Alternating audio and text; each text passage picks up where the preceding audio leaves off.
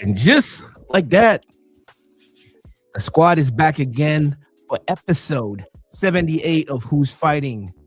Another weekend of great fights for us to cover. But first and foremost, fellas, how have you been? Ooh, making it out here, man. We're making it. That's how we been. Yeah. I think we both probably running on fumes, man. Bro, I just saw your story. You was at Frisco again? No, so we were at the Alamo Dome yesterday. We went and watched the Navy All-American game, and then came back and watched the G League, Spurs and the Los Angeles Lakers affiliate. So no Bronny, no Dalton Connect, but I did see Michigan man Kobe Buffkin. So that was dope. And then I seen Elfrid Payton is on the Spurs G League. Like, what's going on with that? Right. Hoop dreams, man. They had a sports weekend. Bro, Indiana's cleaning up. Yeah. They had 3 commitments in game yesterday. So Indiana football is not going anywhere anytime soon. Hey man, people respect good coaching.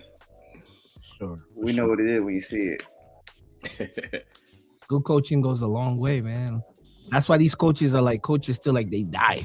Like it's so weird to see how these college, even the league, like how long these guys stay coaches for, because they have a recipe that works.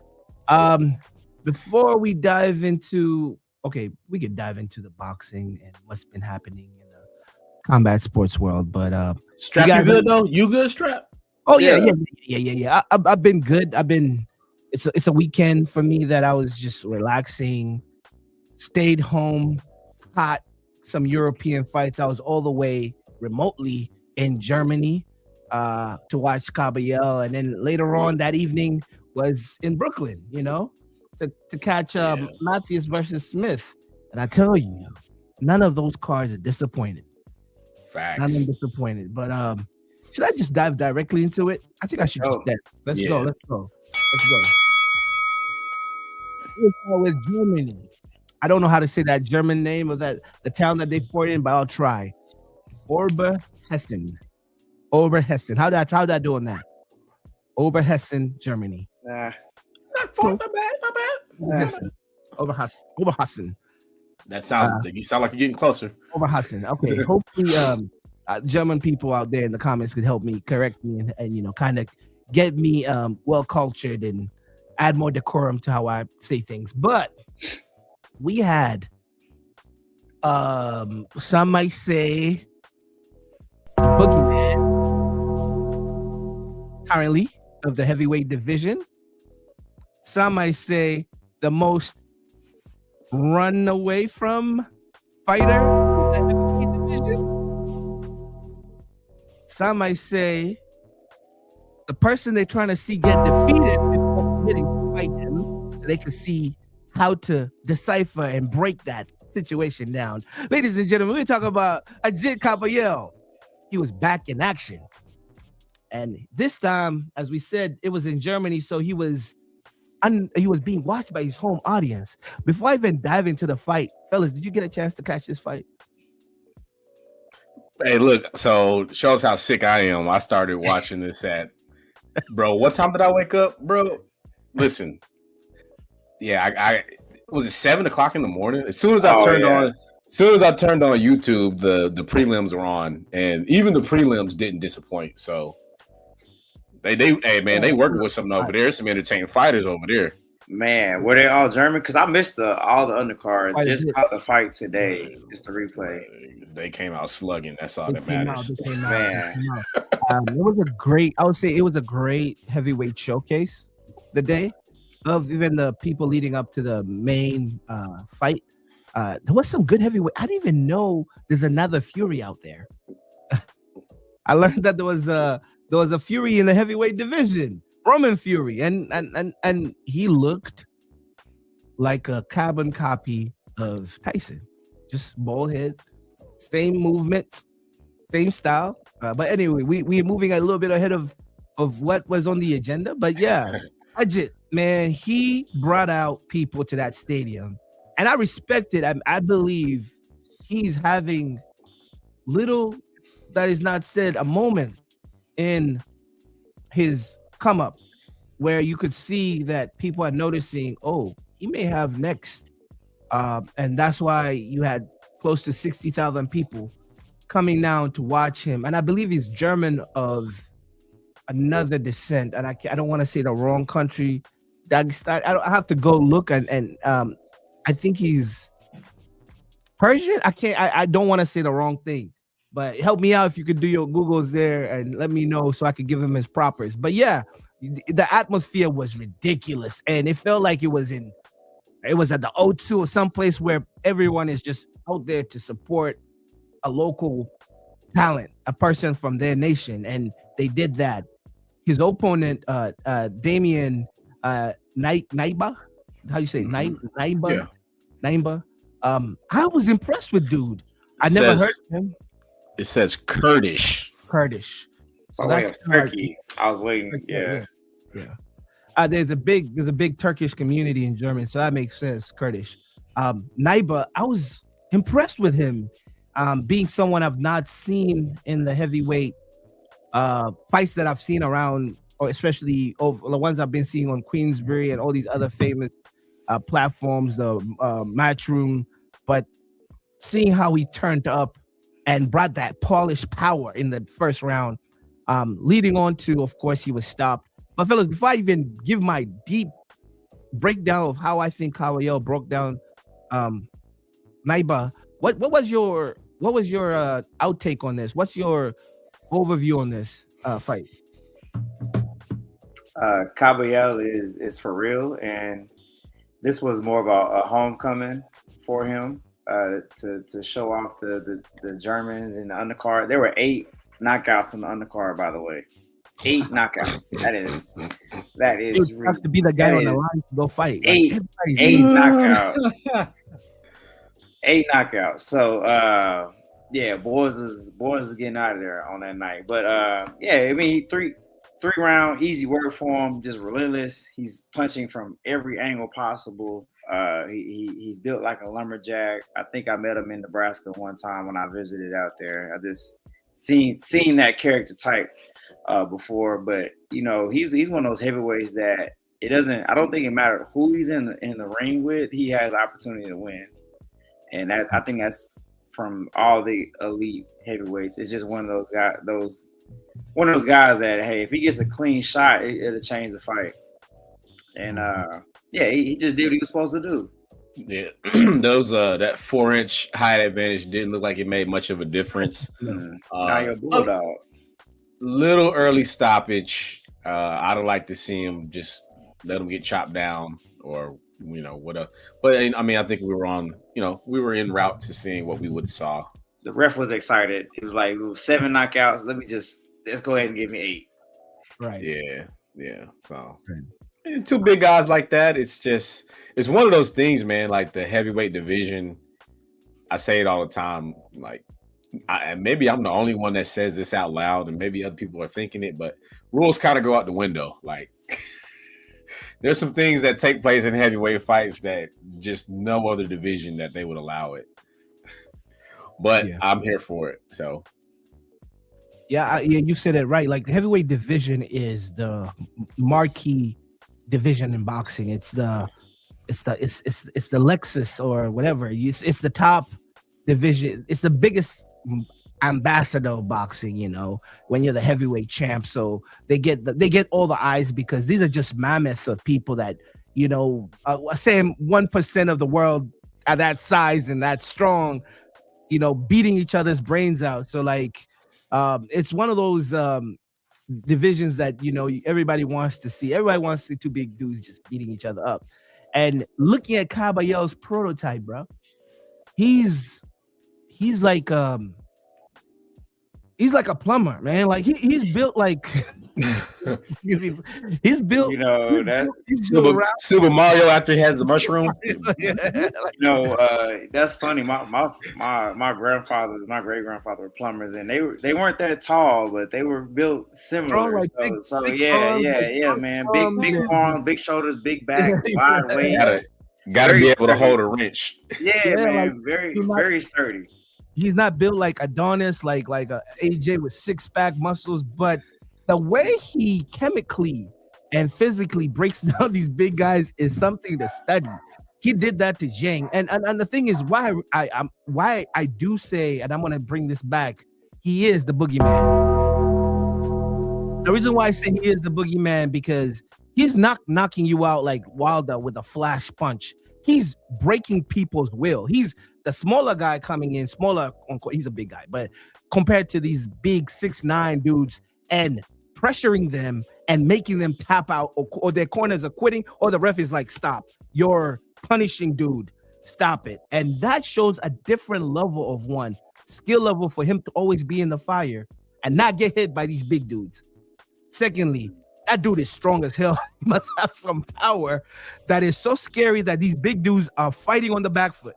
They're like, okay, I cannot press this dude because he's sending me back. I'm having to fight on my back, and he's breaking me down. The last 6, he's been on form for knocking out people. He has a streak, I think 6 knockouts, and a lot of them have been TKOs, and he's been just breaking people down. And the way he fought Knyba, if I'm saying the Knyba,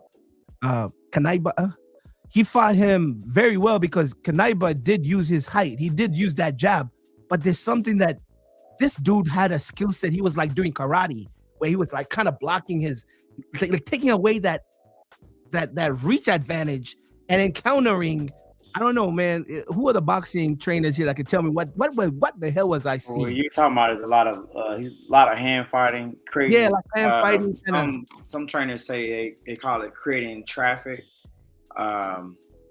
Some guys use their hands to it's offense, but it's also defense, right? If my hands are on your hands, you can't throw at me.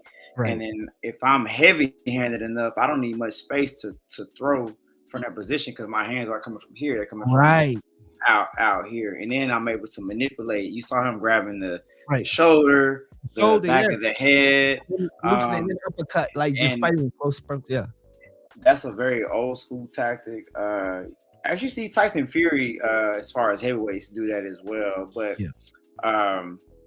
it's one of those things. If you can get away with it and the referee's not calling it, definitely use it. And that's why I say he's a throwback style of fighter. No nonsense in his game. I'm really looking forward to seeing him compete against all the top guys. Whoever it's Usyk, Otama. I know there's a guy that keeps wanting to poke his head out there. My Nigerian brother. Oh man, that's your guy. You're man. All that stuff. That's what I was talking about. I wasn't going to call it out directly, but yeah, you guys said it. That's all the stuff I was talking about that takes place in heavyweight fights that gets shut down in other contests. Yeah, it does. Yeah. But it's allowed. It's like, hey man, get your big ass, like use your hands like he using them, man. If anybody has never been, you can go to a local fight and watch heavyweight local fight, a 4-round, a 6-round, and you see a different sport. It's just tough, man. The big guys, they just the punches. We feel them in the audience, and it's really cool right now that we have a lot of good heavyweights to watch and observe, and see which one of these guys is gonna come out on top. I expect some guys to have some back and forth here, and we'll have some rivalries here in the next year or two. So they kind of like giving him the unofficial nickname Body Snatcher, right? Kabayel, right? Because he's famous for going to the body. That's where his work starts. Have you noticed how he hits his body shots? They look like he's not generating power. It's always like they look like taps, but I don't know how those small things like make people not like go to their knees or force somebody to always stay on a low guard, because I think either he's just cutting somebody with 1,000 cuts, but that type of style, and I know Dubois is also known to doing that. He's good at that. Danny Dubois is like kryptonite to Usyk, who has a soft underbelly. Like dudes that always start with the body instead of the head jab or whatever, or like the bigger fighters, the taller fighters that always want to start with the distance. That weird short arm hook, like you know what I mean, the Kabayel style, like very close, all pressure, head to head. His head is on your shoulder. He's doing that dance with you. He clinches and then he separates with a body shot, and he just does it the same. And then next thing you know, Zhang is on his knees because he's broken some bones and some stuff is happening, and he cannot just fight anymore. And Kabayel just broke him. I think Usyk and Kabayel could be interesting. They're about the same height. Kabayel may be a little shorter. And I'll just tell you, like, I'll put it like this: a penny saved is a penny earned. Right? You ever heard that? Hear that saying? Mm-hmm. And so those are all just deposits, right? Mm-hmm. Those are body deposits. Penny saved is a penny earned, and after you accumulate enough of those, 100 pennies equals $1. For sure, you can cash out. For sure. So his likely opponents, we already talked about. Those don't exist anymore, so they don't exist. Yeah. That's ancient. His likely opponents. You talked about Usyk. We've talked about Usyk, but Usyk looks like he's only has his eyes on Wilder. We talked about American heavyweights. He about to go beat up America. Oh, he has already conquered Europe. We talked about Fabio Wardley, who is a WBO champ currently. I believe if Parker is clean and out of trouble or whatever, I think he deserves a rematch clause for that. I don't know if there was a rematch clause. You're not getting a rematch. It was not his belt. I know it was a vacant belt, but I don't know.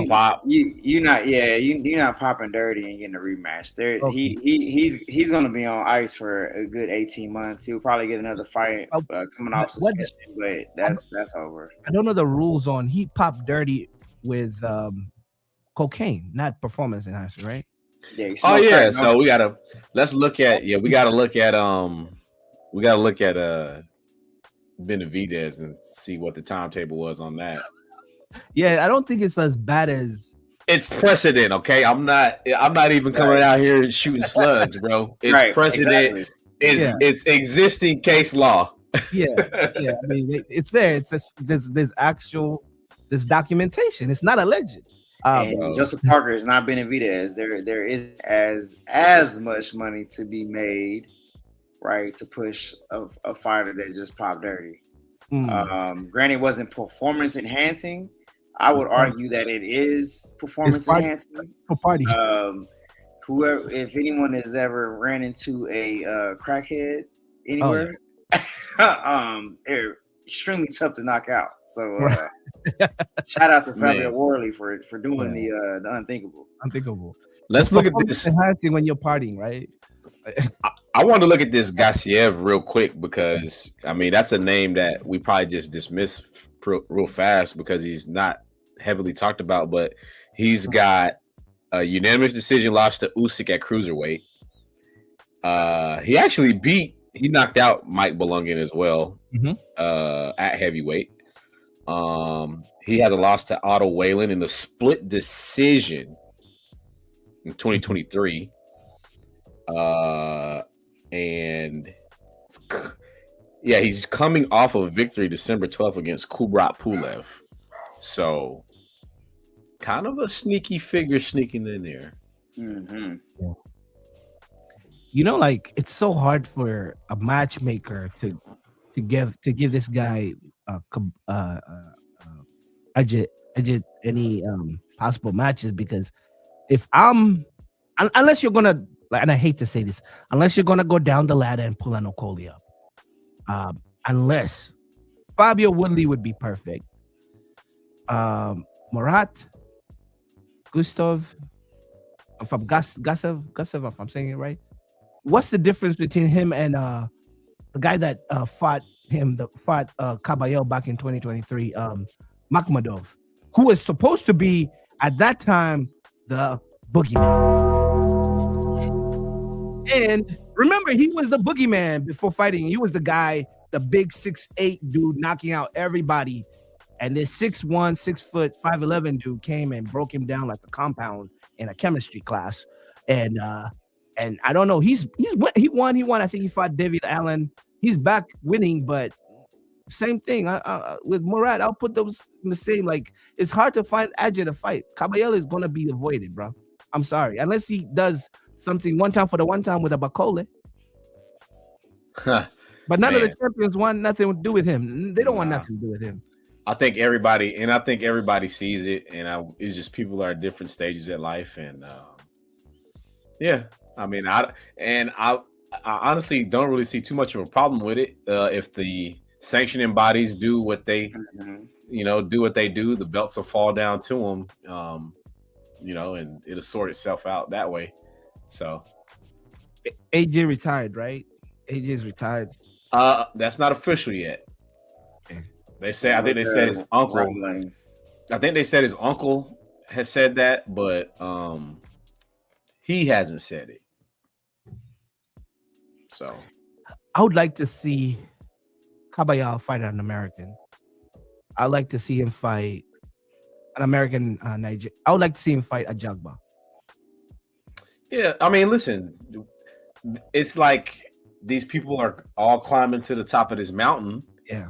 And there's people that are climbing rungs, and it's not the same ladder. But we talk about like a Jermaine Franklin who's going to fight Moses Itama, and it's kind of, I kind of just a little dismissive, but he's doing what's necessary to stay in these conversations. Right. So, I let it play itself out. Let it all play out. There you go. Yeah. I'm talking about another fighter. What's up with Hovicek? Is it Hovicek? Hrgovic.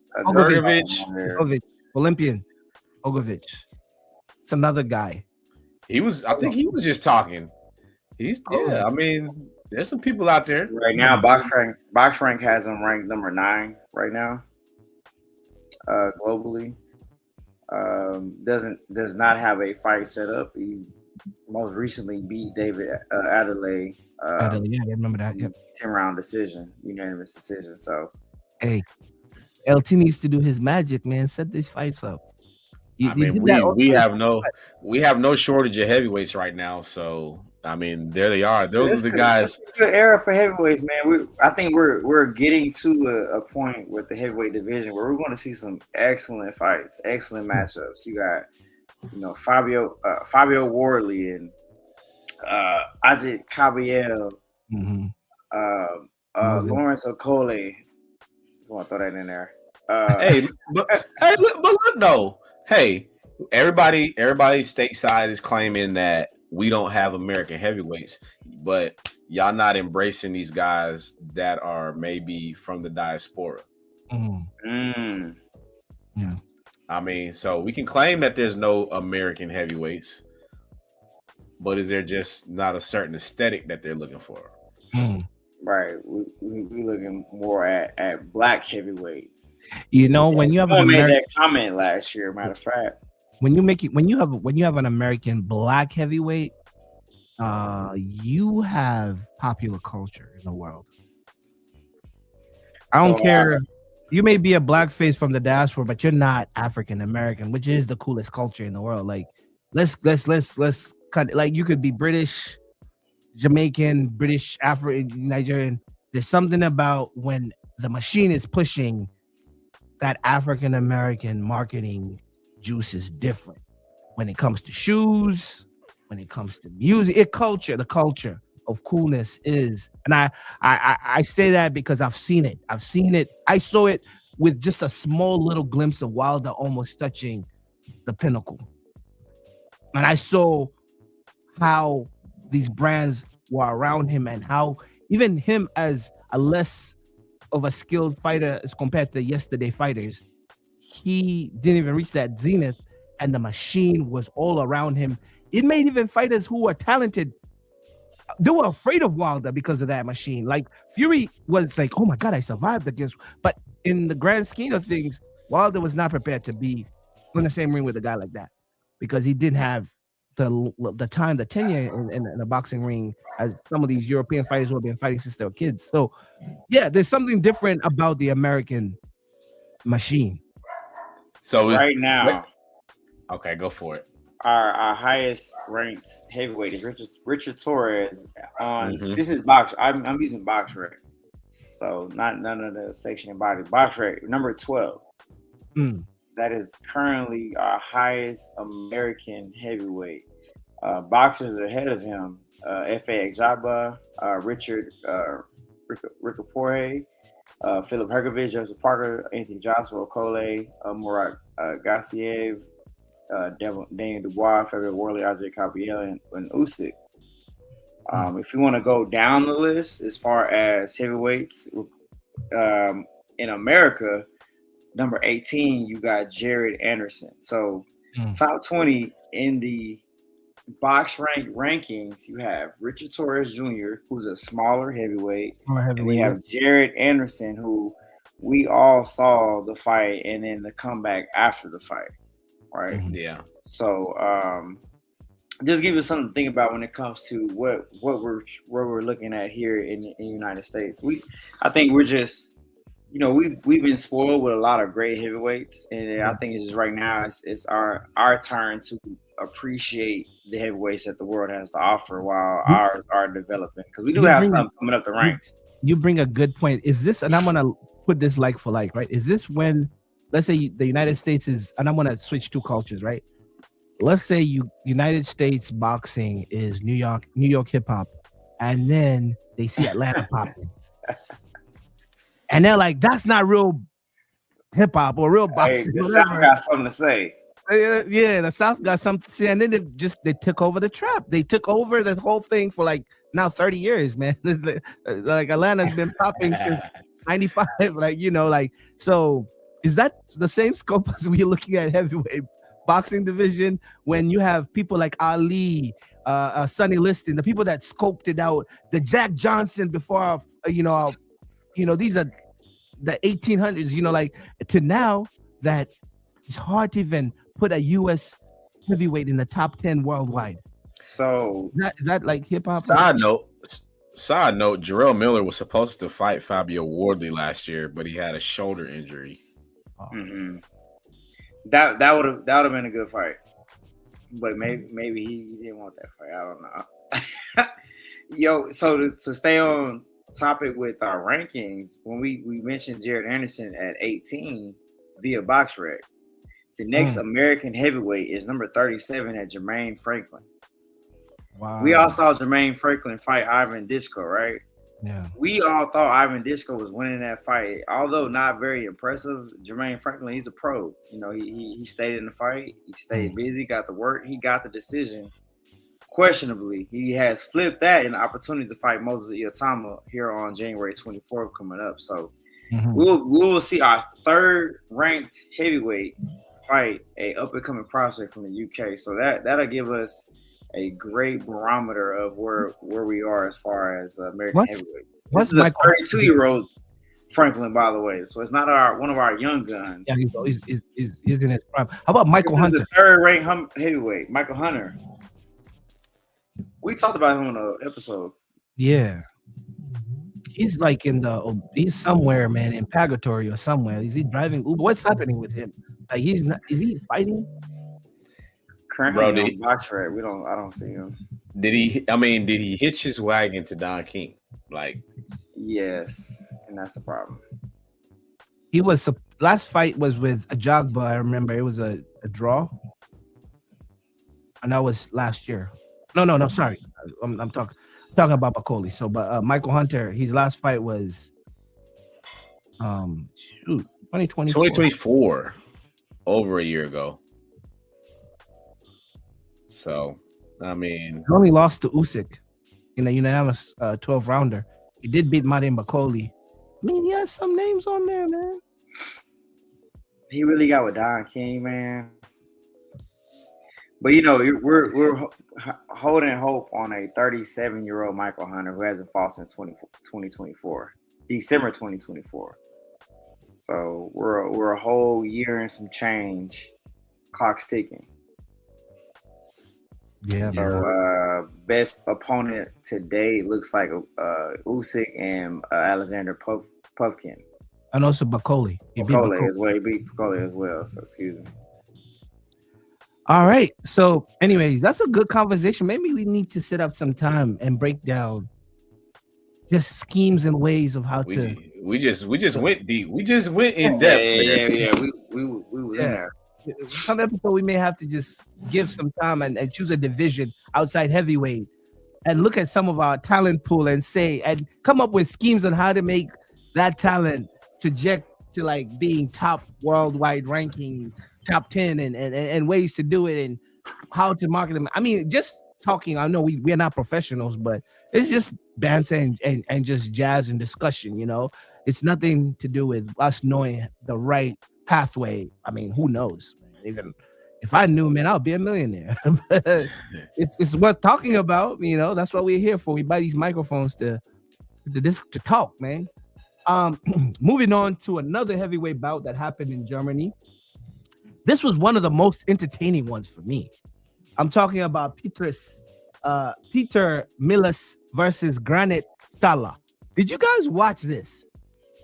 It was the fight prior to the Agit fight. I watched this. This was a war of two heavyweights. One of them, and Milas, was a hometown guy. I mean, he had his crowd. And old boy from overseas, Granit came. I want to say he's from Albania, one of them countries of tough guy countries, right? Came in and put it on him. And they were both tough, but like it was, you know, when you see two, I don't want to say both Eastern European, but they had that vibe. You know, when you see two guys from tough guy countries, right? And when I say tough guy countries, we have a habit on this show to talk about Dagestan, Russia, and Ukraine. them countries where them dudes is just they're not no finessing, no bobbing and weaving. It's just straight up toughness. I mean, you see a Usyk here and there and Lomachenko who are like finesse, cool, nice. But usually when we talk about Ukraine, we talk about the Vladimirs and you know that type of fighter. So this is what we are seeing: two dudes beating the hell out of each other, bro. I wish I could pull, and I'll do that. I'll pull a clip. These guys went at it, and in the 10th round, Granit Thala got the best of my guy. But that was a war to say the least. It was one of the greatest, one of the great fights of the day that I saw, and I was happy to have been, you know, to have watched that because I was gonna skip over it, just waiting for the main event. But yeah, I say that to say I'm gonna share this, some of the highlights on this. And did any of you guys catch it or the highlights or any? I don't know. None. No problem. Let me pull a clip here. My stuff is. The exchange was nasty, bro. I'm sharing my screen. Are you guys able to see it yet? I'm gonna present right now. So as you see here, these dudes are just Thala, yeah, he knocked him down one time. He comes back up. He's just old school hard men, bro. You see how they're no finesse, just straight in the fire. And you know, like and I think that was what stopped everything. But the dude getting banged up, Milas was playing home ground. But yeah, like, it was quite an exchange. So these guys were like getting at it, Rocky style, bro. Anyways, I said Sock'em robots. Yeah, I said that it's just throwback. You know, just I'm gonna die in the ring style, bro. And I really liked it. I was like, yeah, these guys they set the tone. That's one thing you can appreciate with the European fighters is the entertainment factor is high. I know we're gonna get to Dalton Smith, and I know there was a card that he was on where we talked about Padley. Badly, yep. And that card was electric and very exciting in a smallish venue, but it felt like a huge arena. The Europeans come out and show support, and the fighters feel that, and they give us great fights For sure. I think definitely differs from the American style, but they're giving us something to root for, to cheer for, and we gain a lot of respect for those guys. Yeah. So I'll be going through these fights quickly. Same card. This is I think this is still under the same card in Germany. There was, if I'm saying this right, Jediar Herrera versus Ricardo Nunes, and this was for the interim lightweight title for WBC. Herrera stopped Nunes by TKO in the 8th round. Moving on, like I said, I did know there was another Fury brother outside Tommy who boxed. Apparently, there's a heavyweight Fury outside Tyson, and his name is Roman Fury. He was fighting Kevin Greenwood, and Roman Fury did his family proud, and he stopped Kevin Greenwood by TKO in the 4th round. And then now moving on to stateside, the second card of the day, Brooklyn, New York, AA. We have Subriel Matías versus Dalton Smith. You guys put me on because I talked about Dalton, and you guys were like, Strap, wait. We've talked about dude before. He's been on a card before. I was not aware of his game, although I was aware of Subriel, and I'd seen him fight. They were fighting for the WBC super lightweight title. So this was a big one. Fellas, that was a dog walk. Woo. It's a war. It was a war. It wasn't an easy dog walk, but Dalton came with the smoke. Yeah. See, Dalton showed me a lot there because that was something different than what he had shown us before. That is a potential problem. Yes. Because I Yeah. knew he had the tools to win this fight. I didn't see it coming in that fashion. So when he says that, you know what? Okay, we're gonna do it your way. Mm-hmm.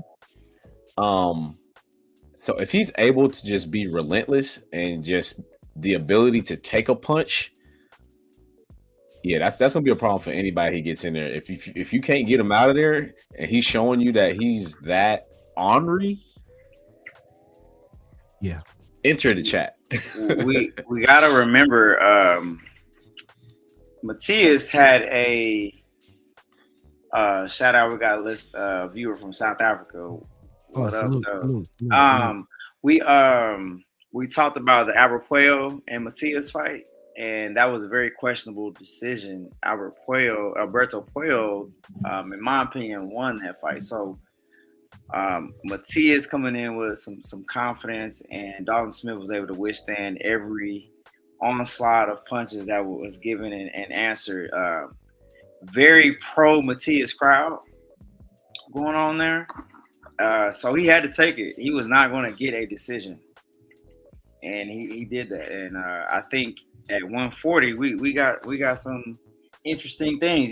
Anytime a fighter goes overseas, new territory, and collects a belt, you got to be on notice, bro. Gotta be on notice. I was looking at it like, bro, dude was in like a flow state. Especially when he was in the kill zone, like when 4th round was ending, round 5 was starting. Like when you see a fighter in a kill flow state, you're like, oh, it's about to be over. And I was super impressed because I thought this was gonna be I thought Subriel was gonna be a tough customer, not knowing too much about Dalton's game, and also surprisingly, I think he looked like in tight situations. He looked a lot stronger than Matías because he couldn't be moved around. He couldn't be, there was some when they were like, it was just, he looked like, bro, dude looked like explosive. And I was He impressed. was leaking. Dalton Smith was leaking too. Yeah, behind the ear. Yeah, Matías also that's why I said he wasn't like a dog walk. He was another man just had the He better earned grip. it. He took it. He took it from him. It was both fire with fire, force with force, and apparently this dude's force was more. And I now the same way we talk about Catterall or and we talk about all these fighters that we become fans of. We talked about who fought Shakur Stevenson, Josh Padley. We've talked about so many fighters that you just discover from an upset or something like, oh, dude, I was sleeping on you, and then, the same way I discovered a few years ago the Towering Inferno. I didn't know he was, and then I saw him do some clinical work, and I'm like, oh, this dude is going to be a problem. Now he's a WBC champ. Anyways, that was a great way to close the night. But still, the fights that did lead up to that great. Oh, did I even put those fights in there? Oh, never mind. I just want to show this real quick. At the bottom. Oh yeah, Dalton.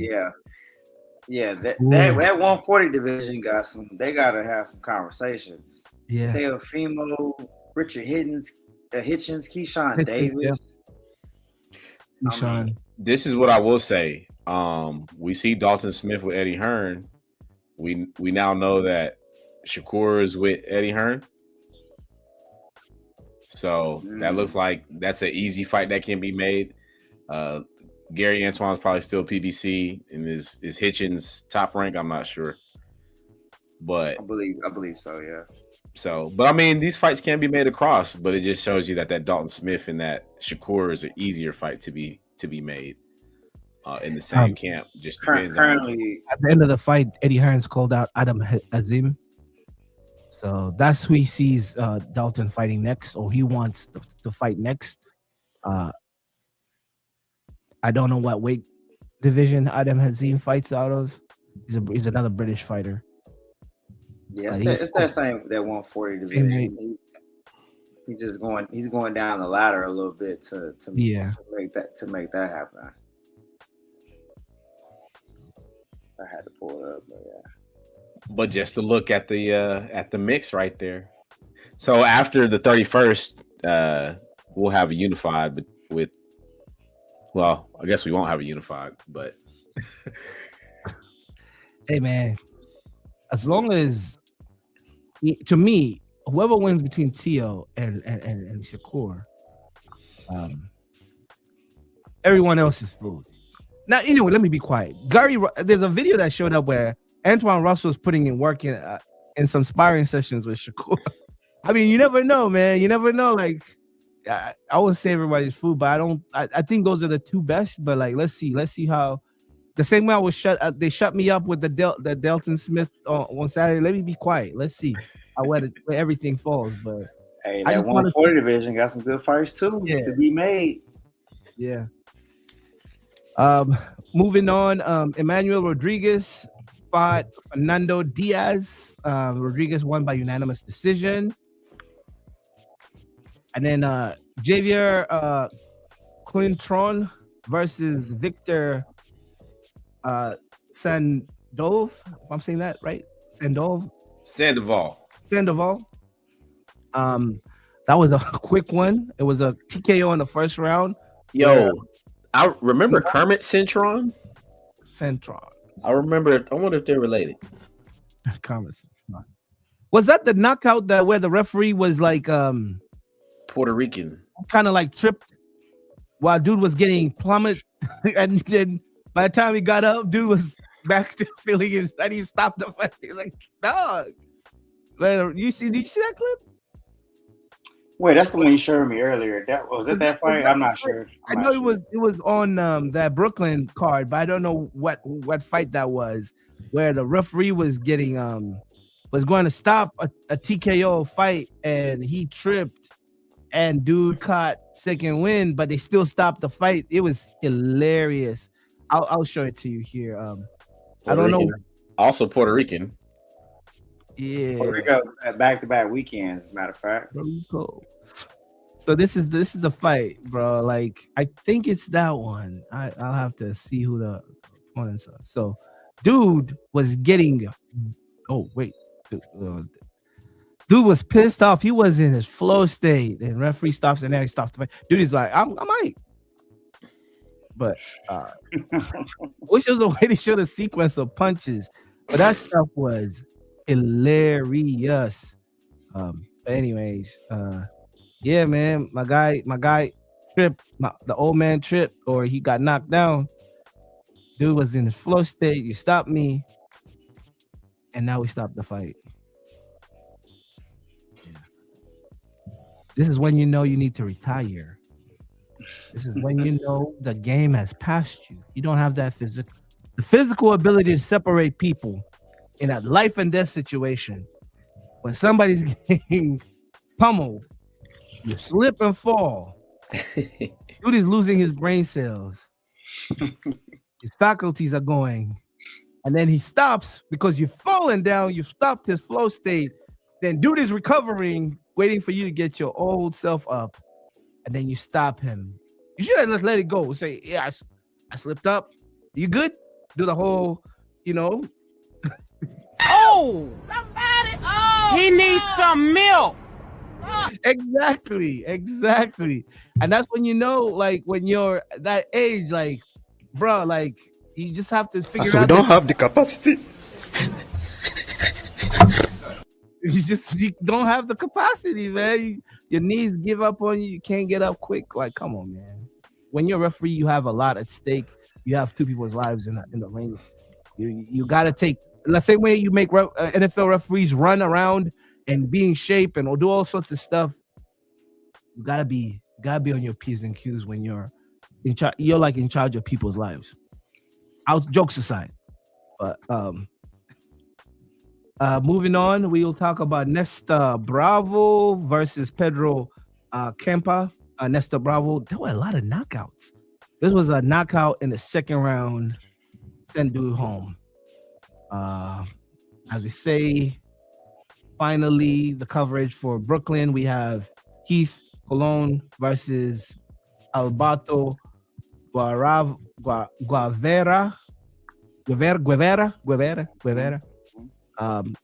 And then Colon stopped Guevara by TKO in the 7th round. And that was our coverage for the weekend. Speeding through some of the upcoming fights for time's sake. I have to go. I'm getting messages about another gig, but so upcoming fights. I don't know any of these fighters, to be honest. I'll be lying to you, but these are fights happening Friday. I don't know if this is in Japan, but I see a Japanese name. I'm seeing Nikata Tuzui,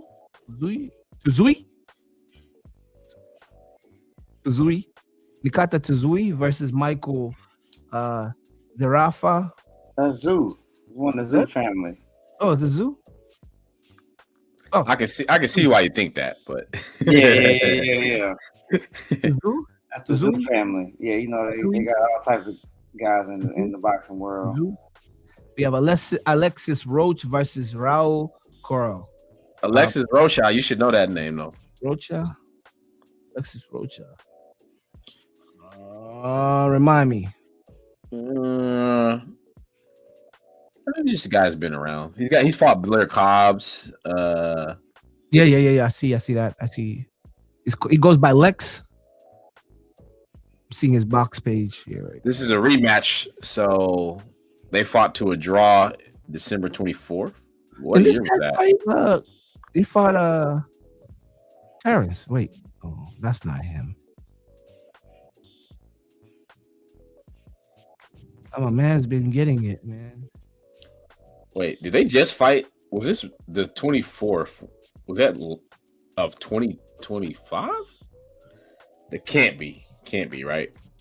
I don't think they fought. Well, they Oh yeah. They're doing it. They're fighting again. It's a rematch. Yes, they fought in 2024. There it is. Yeah, they fought in 2024. They're scheduled to fight again in again on Friday the 16th. So this guy's not been active for almost a year and some change. No, his opponent had a bounce back fight. So yeah, I'm not too familiar with this guy. I don't even see any of the names on his fighting list that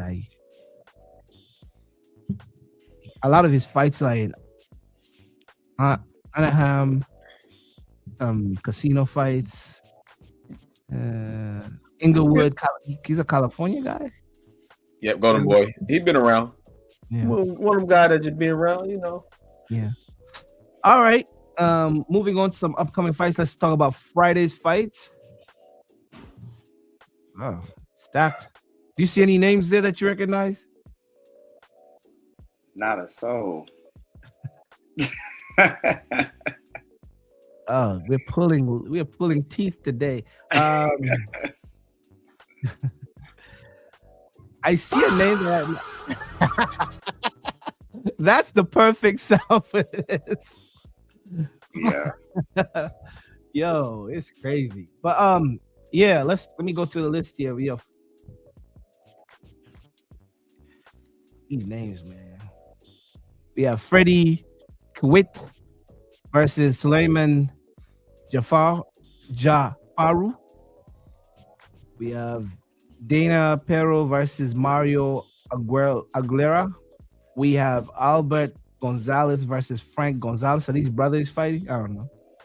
We have Sukuru Olte versus Olbi Sora. Anyone in the audience that wants to add to some of these guys, talk about their pedigree and who they are and what they have done, please feel free to share. At the moment, fellas, I'm kind of like squeezed out of anything to talk about. It's all good, man. That's just some stuff holding us over. Some boxing to hold us over in between weeks. So that's our leap week. What happened to the judo fight that was scheduled for the 16th? Did they move that? I see it in our notes, but it never I don't see it on the internet again. But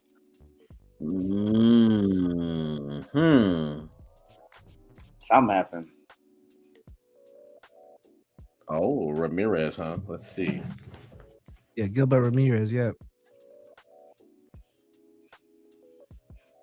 Well, as he looks for that, I know my man LT. He's been doing he's been on a marathon right now of hours. Yeah, buddy. Yeah, man. He's on energy drinks, all sorts of oils to burn, stay up and function. So we salute you, my brother, for even making it to 50 minutes of this broadcast. I salute you, man. 24 hours, no sleep. Still sharper than on a whistle. I wonder if they canceled this fight. They had to. In order to make the Benavidez fight concrete on the 2nd of May.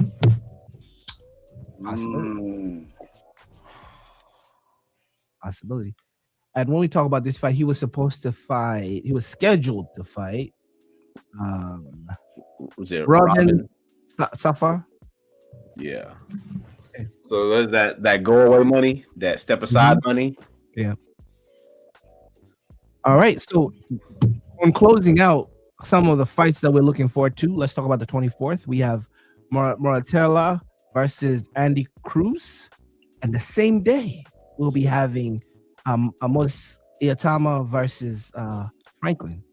Some good fights coming up the week after next week. So we'll definitely have the firepower of content and breakdown analysis that we'll talk about. And we really need to resurrect our prediction table thing and maybe even discuss what we want to do as that now that we know our winner for 2025 is Kam Gee. What do you want us to do, Kam Gee? Donations, whatever, to what team, whatever efforts you want us to donate to or do whatever. You come up with something and put it in the group. All right. Yeah. I'm on it. All right. And just like that, good people of our show, it's been 78 great episodes that now have been completed. 2026 just started like this. Great fight fixtures and more to come. And as you hear this, I'm bidding adieu. Ladies and gentlemen, thank you for watching episode 78 of Who's Fighting? LT Kam Gee. Who is fighting? Who's fighting?